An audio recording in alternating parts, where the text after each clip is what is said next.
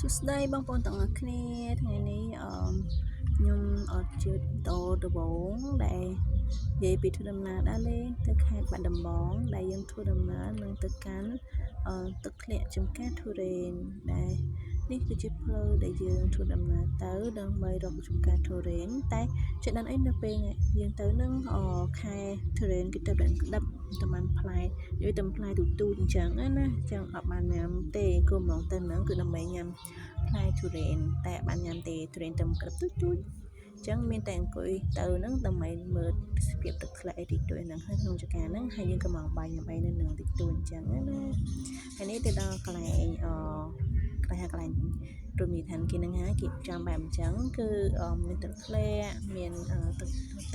ជែកស្រួលបងប្អូននៅតិចសឹបហ្មងទៅហើយពេលទៅកុំភ្លេចយកកាវទៅផងព្រោះពេលខ្ញុំទៅហ្នឹងភ្លេចយកកាវទៅ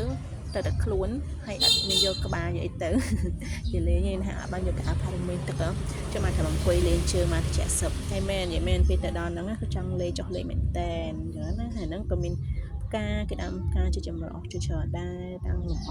នៅជុំវិញកន្លែងយើងអង្គុយលេងអញ្ចឹងណាហើយហ្នឹងបើសិនទៅខែក្នុងខែ6ខែ7ហ្នឹងទៅដល់បានផ្លែឈើញ៉ាំច្រើនហើយផ្លែទុរេនល្មមហូបក្នុងចកាហ្នឹងអញ្ចឹងហើយនេះដឹងផ្លែគេខ្ញុំឃើញវាផ្លែច្រើនពេកស្គាល់ចេះបេះទៅហ្នឹងហើយបងប្អូនអរគុណច្រើន